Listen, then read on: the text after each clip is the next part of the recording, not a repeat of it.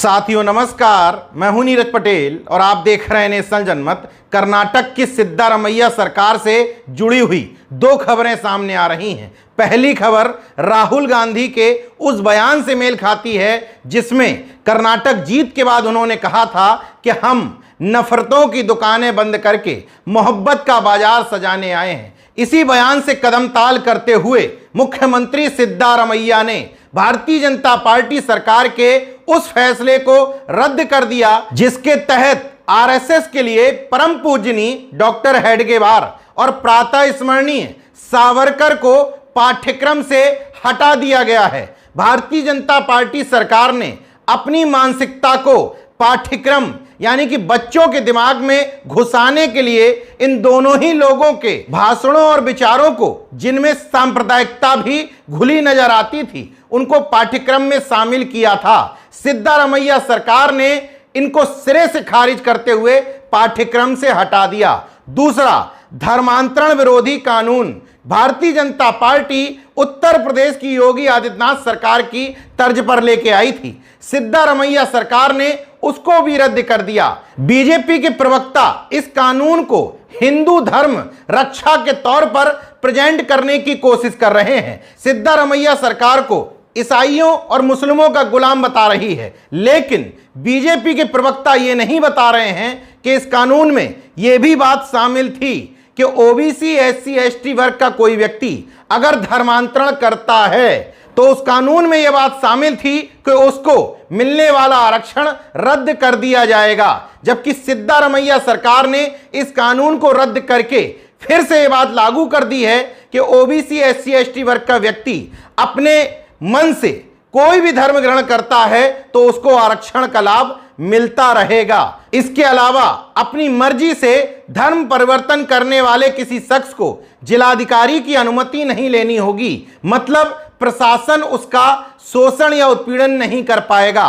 3 साल से 10 साल की सजा का जो प्रावधान था उसमें ज्यादातर ओबीसी एससी एसटी वर्ग के लोगों का उत्पीड़न और दमन बीजेपी सरकारों में किया जा रहा था। इसी वजह से कांग्रेस सरकार ने इसको वापस ले लिया है। अब सिद्धारमैया सरकार से जुड़ी हुई दूसरी खबर जो बीजेपी के राष्ट्रीय अध्यक्ष जेपी नड्डा के कर्नाटक चुनाव प्रचार के दौरान दिए गए भाषण से मेल खाती है, जिसमें वो कर्नाटक की जनता को धमकाते हुए देखे जा रहे थे कि अगर बीजेपी ना जीती तो तमाम सारी लोक लुभावनी योजनाओं से कर्नाटक की जनता वंचित हो जाएगी।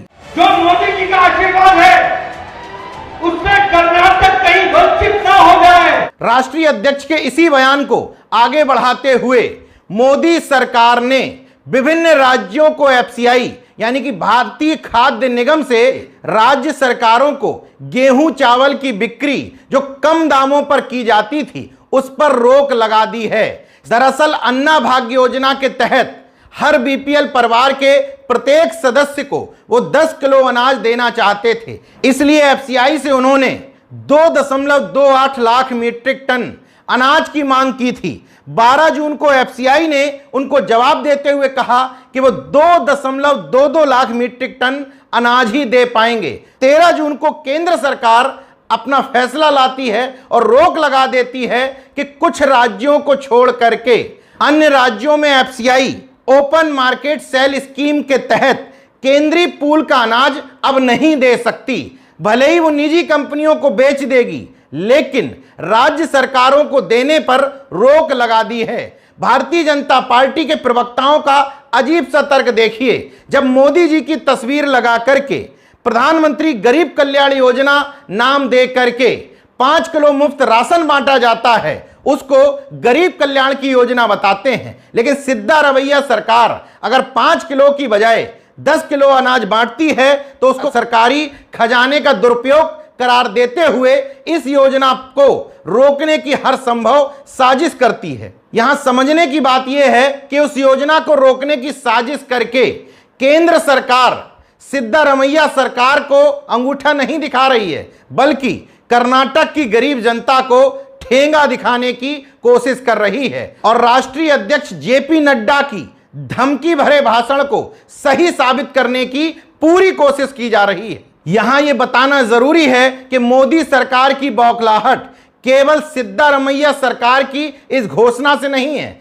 बल्कि प्रियंका गांधी जब मध्य प्रदेश में रैली करने गईं तो वहां भी उन्होंने पुरानी पेंशन समेत तमाम सारी घोषणाएं कर दी, जिससे भारतीय जनता पार्टी के शीर्ष नेतृत्व के चेहरे लटक गए। और अभी तक विपक्ष को हल्के में लेने वाली मोदी सरकार को इन तमाम घोषणाओं ने दिन में तारे दिखा दिए। बहरहाल मुख्यमंत्री सिद्धारमैया ने साफ शब्दों में कहा कि केंद्र सरकार कितनी भी साजिश कर ले, हम बीपीएल धारी परिवारों को निश्चित रूप से इस योजना का लाभ देंगे, भले ही हमें अन्य राज्यों से गेहूं और चावल खरीदना पड़े।